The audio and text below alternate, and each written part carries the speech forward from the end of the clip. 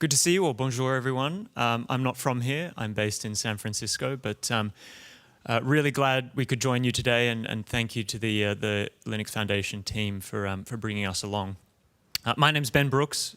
I lead public policy for Stability AI. How many folks in here are familiar with Stability, Stable Diffusion? Great, okay. For good reasons, I hope, but we can get to the bad as well. What I wanted to do today is talk through a little bit about how government is responding to a lot of the open source and open innovation in AI, how they're thinking about the future of AI regulation, and how that is ultimately going to affect the developer community. And then chat a little bit about what developers can do themselves to help move things along in the right direction. Stability, our goal is to amplify human intelligence by making foundational technology accessible to all. We develop, obviously, the Stable Diffusion family of models, but we also develop language, video, 3D, and audio models as well.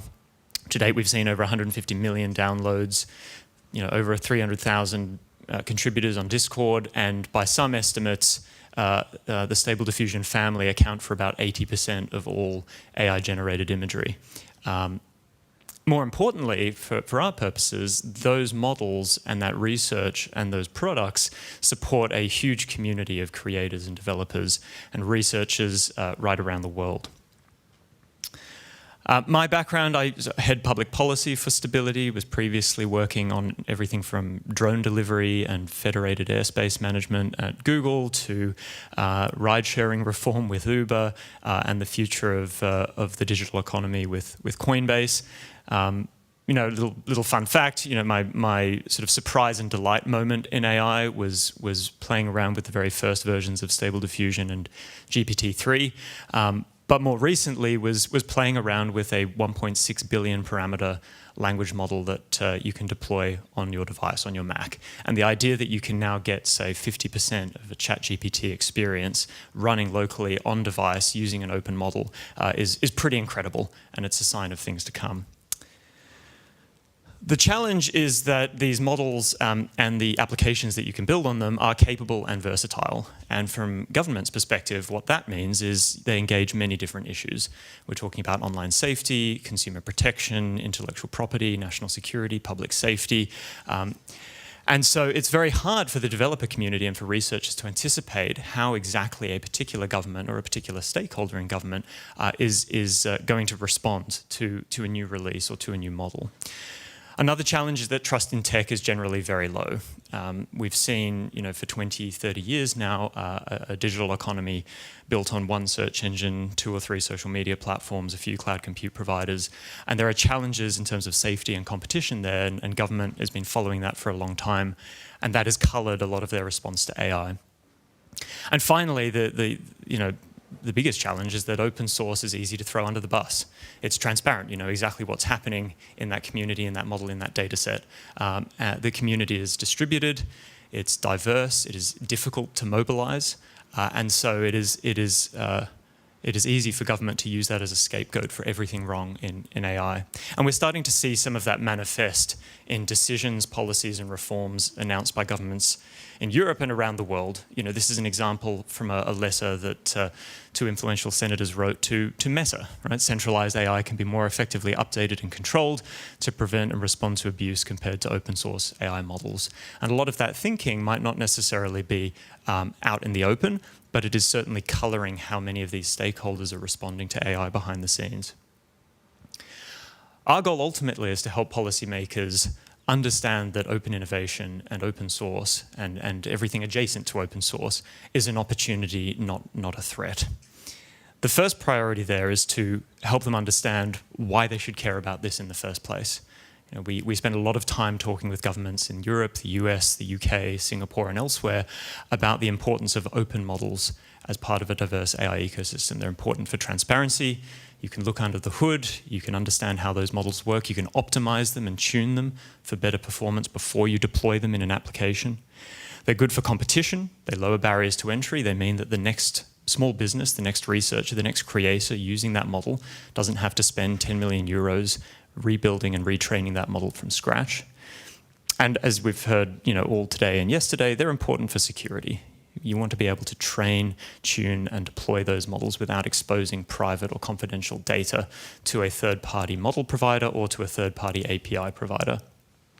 They're also important for accessibility. The 1.6 billion parameter anecdote I gave, ultimately, I think the vast majority of the economy is not going to run on 1.7 trillion parameter models. I think they want something much smaller that you can deploy and you can optimize in-house on-prem. And a big part of what we're doing is helping government understand that this isn't just an OpenAI Anthropic game. This is also about helping ordinary businesses, ordinary researchers, ordinary developers build the tech stack themselves.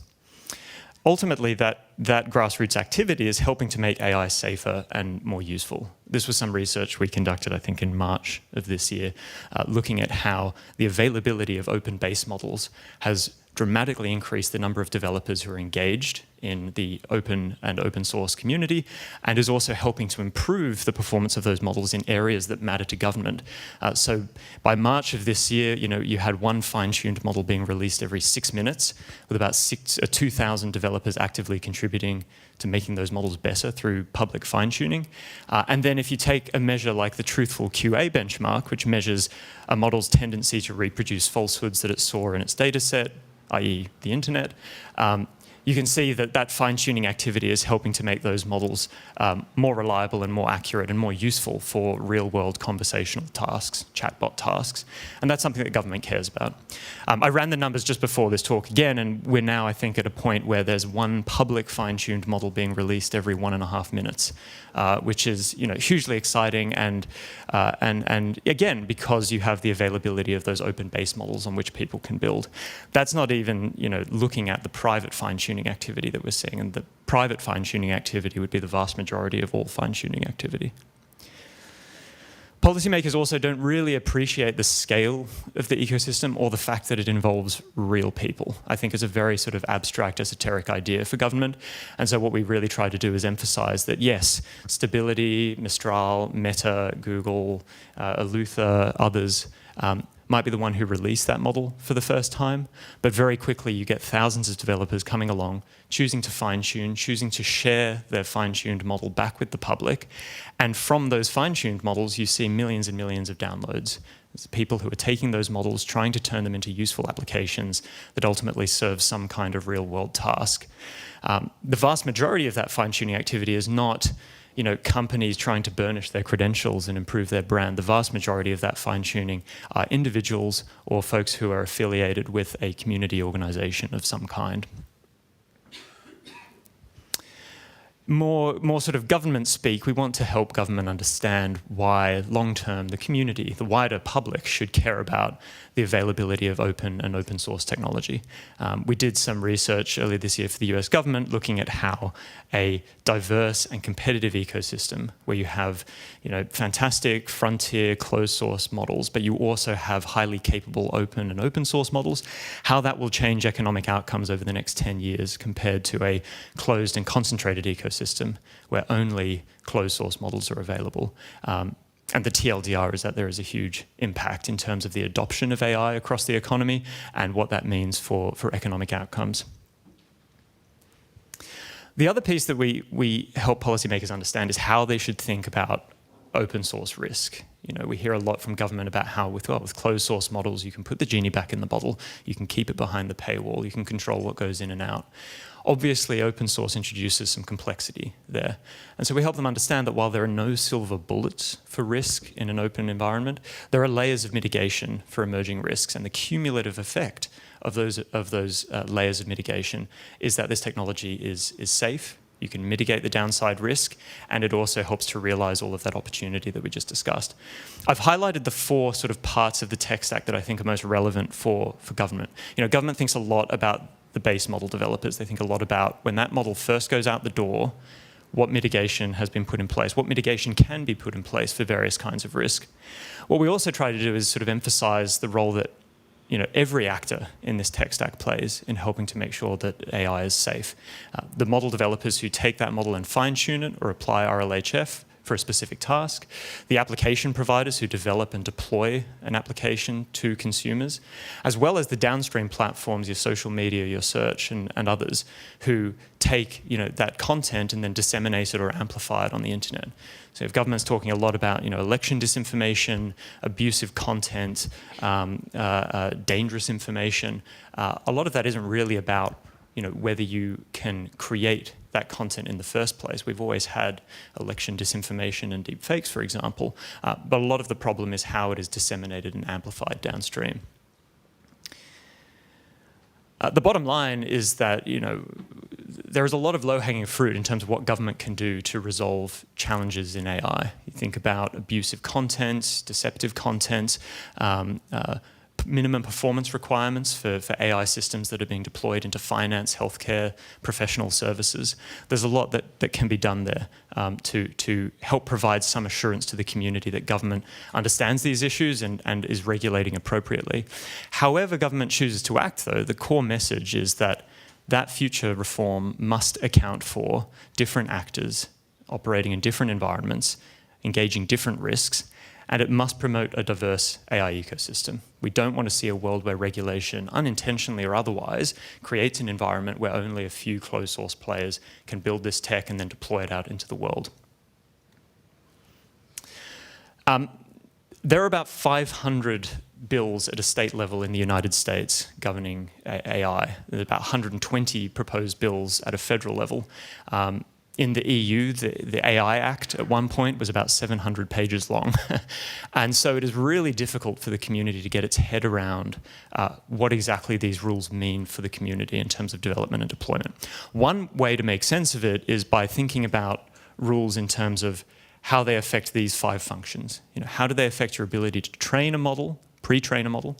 How do they affect your ability to release a model, to fine-tune and then reshare that model, to deploy that model in an actual application, and then to use that application to create information, tools, content, or perform analysis.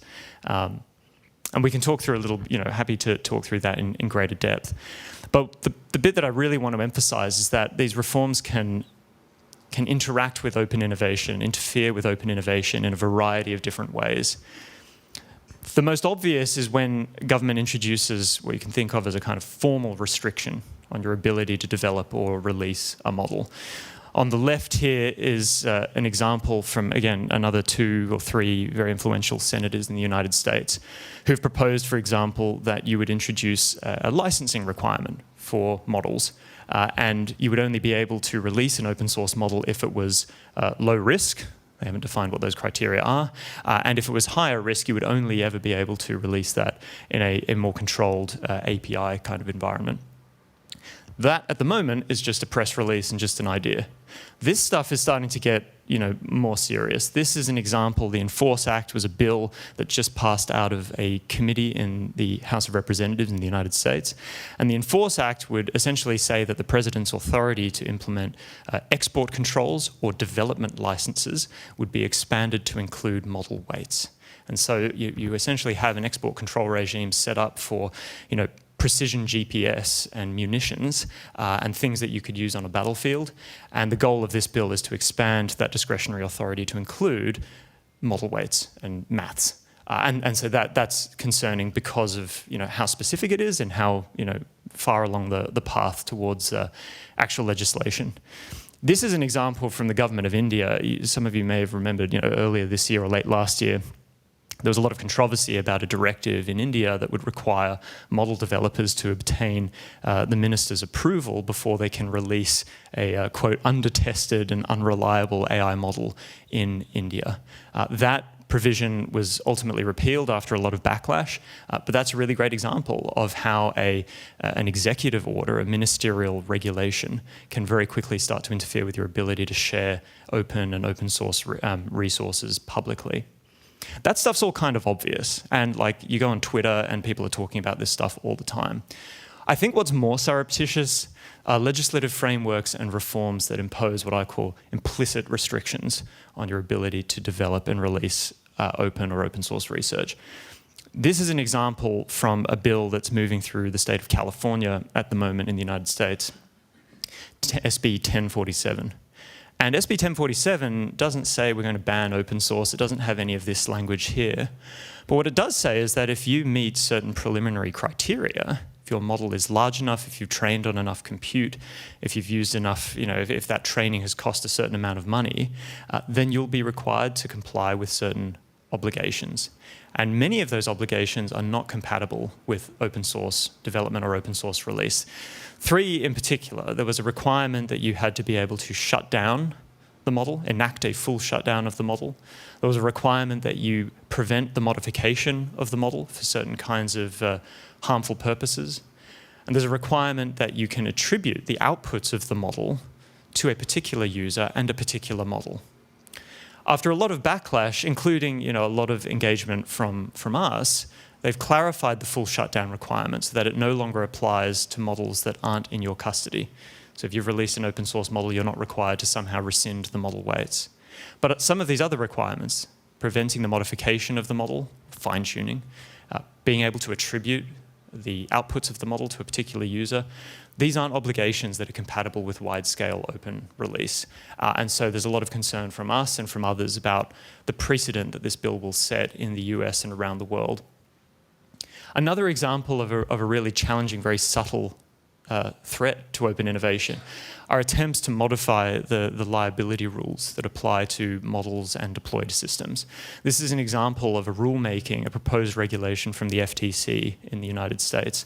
And among other things, that proposed rulemaking says that if you know or have reason to know that some good or service that you provide will be used in an impersonation attempt, for example, then the developer or the researcher who provided those goods and services will be exposed to liability for the downstream misuse. That's kind of scary because it means that you, as a developer, need to account for the possibility that someone, somewhere, at some time in the future, will misuse that research or will misuse those artifacts. And so we have pushed back very hard on provisions like this and really tried to emphasize that if government attempts to modify liability rules, ordinary liability principles should apply, and it needs to account for the dominant intended purpose of that research, the intent of the developer. It needs to take some of these other criteria into account. You can't have a one-size-fits-all framework like that because that will have a huge chilling effect on the open source community. Another example is where you have bills that, again, don't talk about open source, closed source, don't even have a licensing requirement, but the compliance burden disproportionately affects downstream open source actors. A good example of this were particularly early versions of the EU's AI Act. There were obligations in there. Again, it was very pro-open source. They were saying all the right things. But there were obligations in there that you could really only comply with if you were Meta, or you were OpenAI, or you were a company with lots of lawyers and lots of trust and safety people. If you were a researcher operating out of a dorm room, if you were a small business operating out of your kitchen table, it would be very difficult for you to comply with a lot of that act. And so that's another example of a surreptitious threat. And the final one, and I think it's important, is where government conflates different actors in the supply chain. They say, you, a model developer or a downstream model fine-tuner, you need to do certain things that are actually the kind of responsibility of the application deployer. You need to do things that a model developer can't necessarily do in the model. They're things that happen at the API layer or the application layer. And so there's a kind of a regulatory precision problem there that we spend a lot of our time dealing with in government. Just to give you a bit of a snapshot about how this is playing out globally, I think the US executive order late last year got a lot of attention. The executive order itself, did not go as far as it could have. I think the US government was actually quite thoughtful in the way it tried to resist some of the more exotic ideas that were floating around out there about open source. But it is a fairly ambitious rule. It requires you to notify the government before you train. It requires you to report evaluation results and to report on those who have access to the model weights. And the only saving grace is, at the moment, the threshold for these obligations is, you are building a large model that uses more than 10 to the 26 flops of compute. but that can change over time. The EU's AI Act used a lower threshold. They said 10 to the 25. Anecdotally, they chose 10 to the 25 because the EU Parliament wanted 10 to the 24, the EU Commission wanted 10 to the 26, and so they split the difference and picked 10 to the 25 instead. Not exactly evidence-based, but above 10 to the 25 flops, every model, open source or not, has to comply with certain obligations. And among those obligations are you evaluate for certain capabilities, you report to the EU Commission, and a number of other things. The California bill that I was talking about, just to give you a sense of how ambitious that reform is, if you hit 10 to the 26 flops of compute, and if you use more than $100 million in that training process, you need to notify the Frontier Model Division before you train the model. You need to evaluate it for certain kinds of harmful capabilities, report. You need to provide assurance about those capabilities and its potential to be modified to realize those harmful capabilities.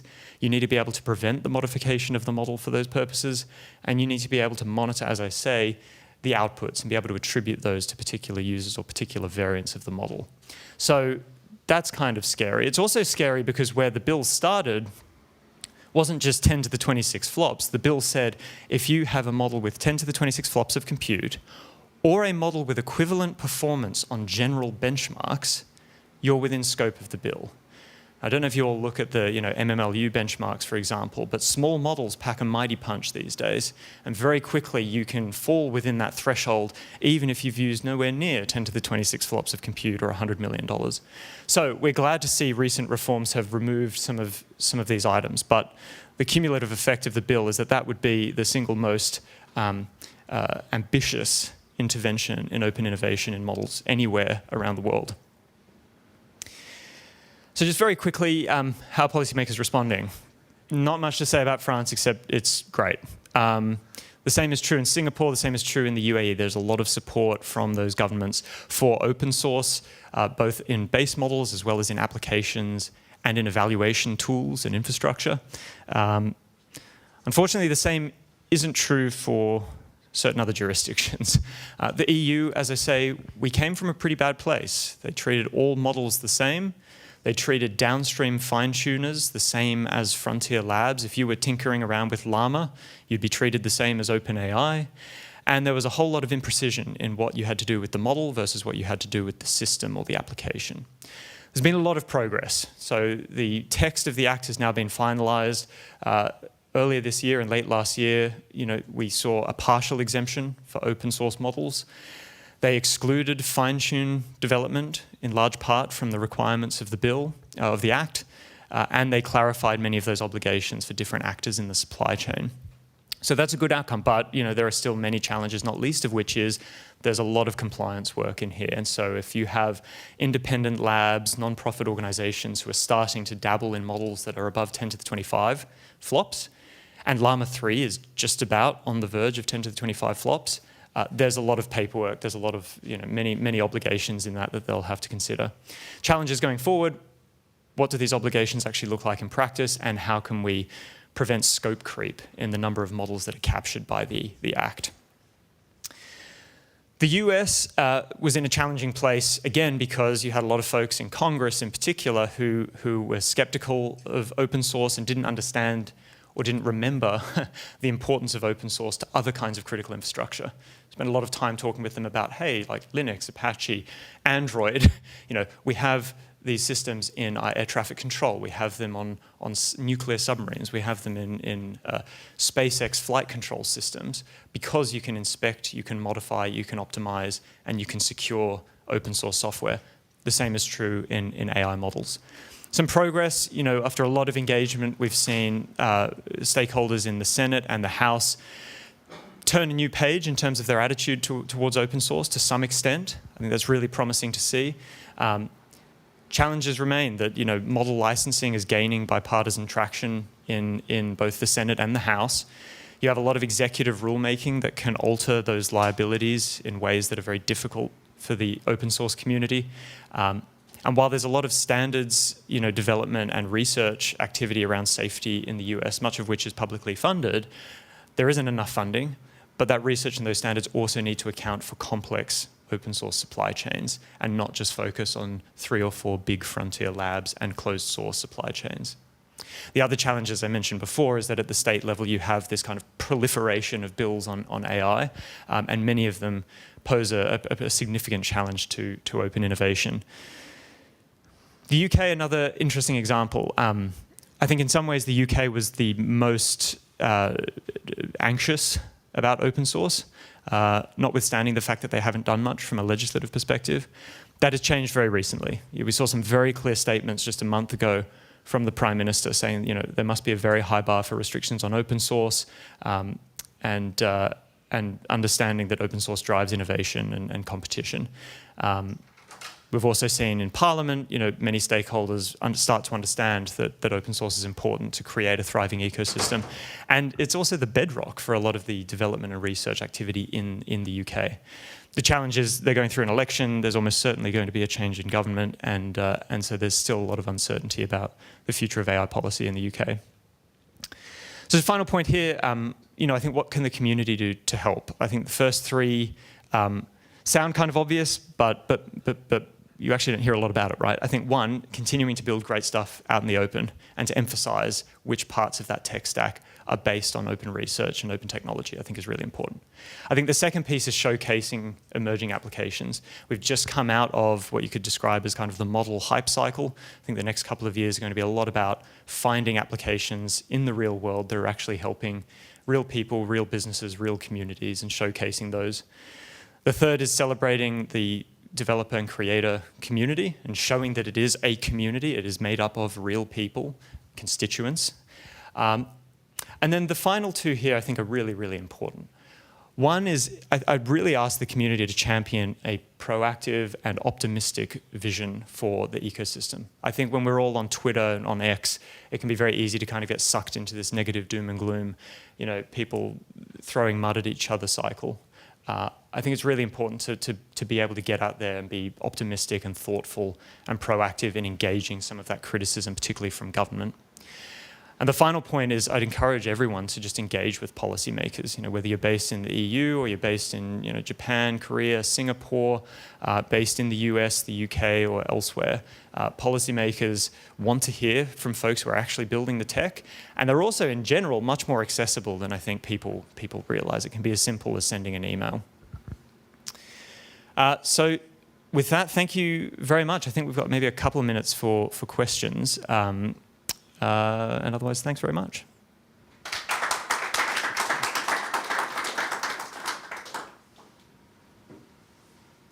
Brian. Outside of AI, I noticed there's been an increasing trend to, in regulation, want to assign liability to developers, even of open source code, for security issues that might emerge from their work. This is the EU's Cyber Resiliency Act, and even in the US, they've been saying. Basically things like in our open source licenses, we disclaim warranty and liability, and maybe that's in question. Do you think that's complicating the story, or adding to the sense that, hey, maybe we can hold these people even though they're giving away things for free, so they're liable for such things? I think it's definitely colouring the conversation. I don't think it's directly affecting, because I'm not sure that a lot of policymakers have connected the dots yet between the open source software conversations that we've been having for 30 or 40 years and what's happening now in AI.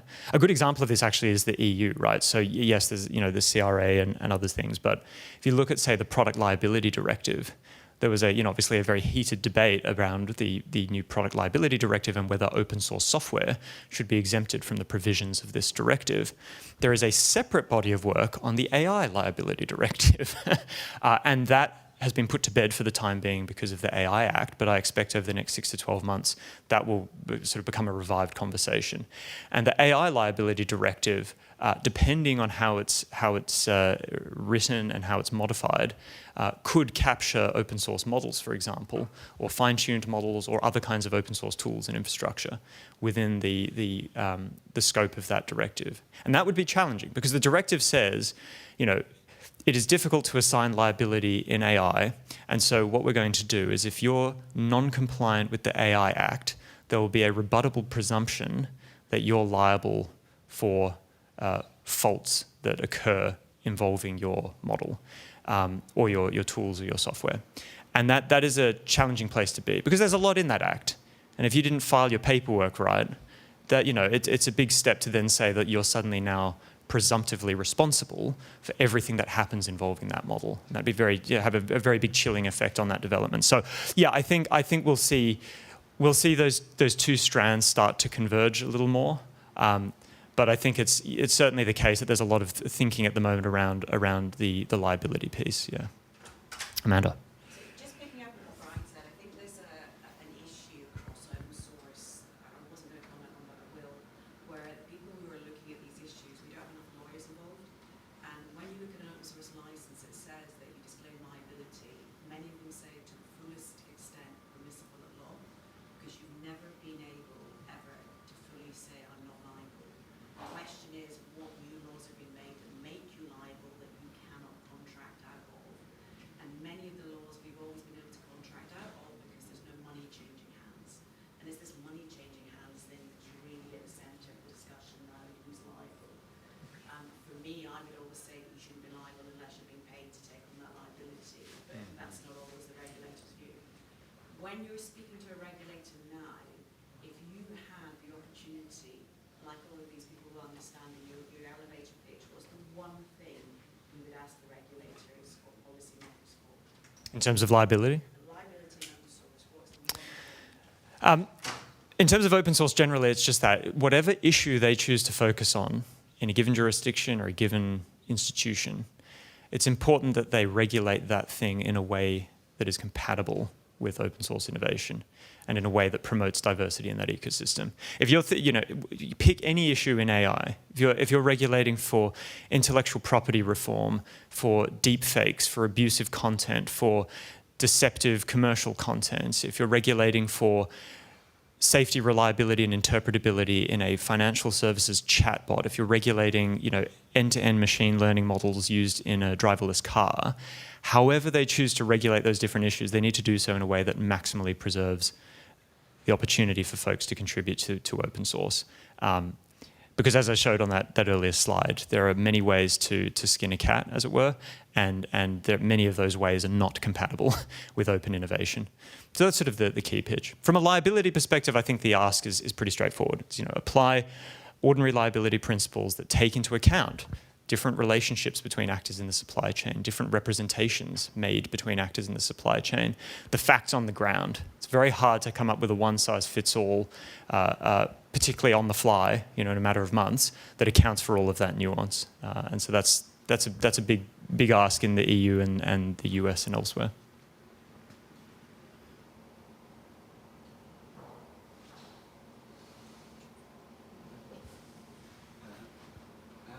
You said that the California laws are far more restrictive than the rest of the US or even the EU, but how can they stay that much restrictive?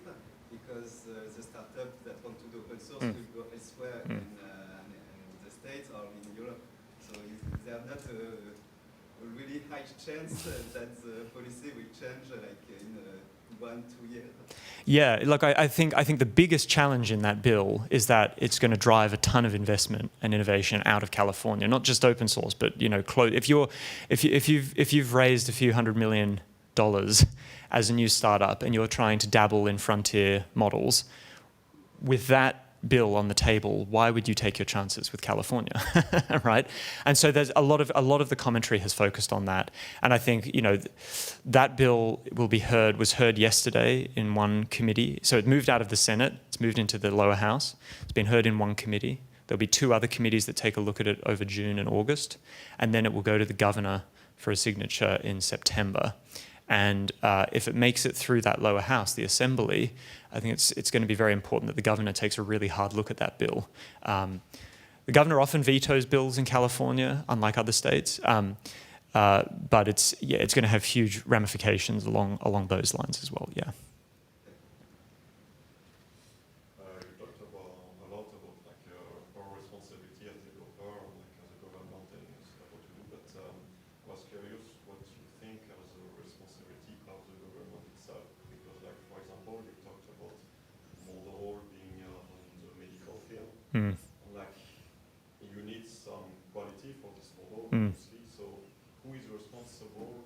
Do you think the government should be responsible for like putting a certification on this model is good enough, or do you only run like on the one out of 25 teraflop? Mm-hmm. Who is going to check that? Who is going to audit that? All of that. Yeah, it's a great question. I think there's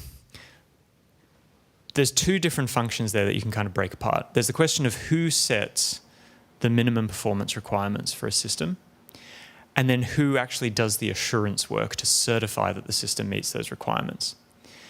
Now, the assurance piece, that second piece, the certification piece, I think there are very good examples of where that can actually be spun out of government. Government doesn't have to do the certification work. And so you get this assurance ecosystem of third-party companies or third-party organizations that can actually do the work of evaluating the system and making sure it meets those performance requirements. In terms of setting the performance requirements, I still think that's going to be a combination of government and standards bodies. So I think if you're operating in a sensitive domain, healthcare, finance, public administration, professional services of different kinds, there are going to be performance requirements that say, what safe and fair means in this context is very different to what it means in a social media, internet context. We're starting to see this already, right? If you look at the healthcare, the medical device regulators, many of them have started to think about what does minimum performance look like for an AI or ML-enabled medical device.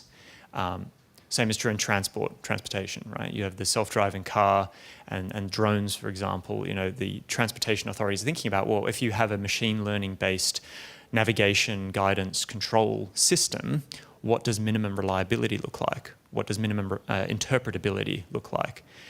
I think you'll start to see other agencies get involved in that process as well. So, I've spoken with financial regulators, I've spoken with legal professional service regulators who are thinking about, if you're using a language model tool to interact with customers as a bank, or if you're using a language model to perform analytic and summarization tasks within your organization, what minimum performance do you need to demonstrate for us to be comfortable with that? So I think government will continue to play a role on that front. You think that should be the role of the government at least to give a high level of how to get some metric of that, but the exact metric of you need to be compliant, pass this test. Well, no, yeah, I think standards, like industry standards, will play a big role there because government often doesn't know, should the reliability rate be, 10 to the 8 or 10 to the 9 or 10 to the 7, right? So I think industry consensus standards will play a vital role there. But government needs to kind of set up the framework to help make that happen. As I say, some sectors have moved ahead very quickly on some of this, and other sectors are behind the curve. And then, there's big questions around unregulated spaces, right? So if you're deploying something in a social media environment, different governments have very different ideas about whether they should get involved. What does safe and fair look like in that world? I think there's an open question about should government be involved in other sectors, low-risk sectors like that. Yeah. For reliability, because if the government say that is enough, so you implement it because that was enough, but you have an issue or you kill someone. Yeah, well, I mean, so government setting a regulatory threshold doesn't necessarily absolve you of liability. So I think that you'll see, like any other product, you'll continue to see minimum standards in regulation, but liability rules can be decoupled from that. They can be different. Yeah. Yes. You're sort of implying this. I just wanted to confirm. So for companies that don't have massive legal teams or a lot of people to understand this fully, are you recommending that they have a third party evaluate what they're doing to see how their performance is, to know if they're compliant? Yeah, and look, I would preface all of this by saying this isn't legal advice, etc. Consult your own lawyer. But yeah, I think if you're a small, lab, if you're a couple of developers, a small business, fundamentally, yeah, I think it's in your interest to go out and find an assurance validation third party who can come in and say, look, here are some things to think about. Here are mitigations that you can put in place, and if you're going to deploy this system in a particular environment, here are key considerations for safety, fairness, trust, etc. That you need to take into account. And there are many organizations like that are starting to emerge. So that's really promising. But yeah, I'd definitely be conscious about going out there and getting that support and getting that advice. Sorry, yes. Just to pass back on that question, do you think that some of the regulations will have a sort of a retroactive effect? Like if you're a startup who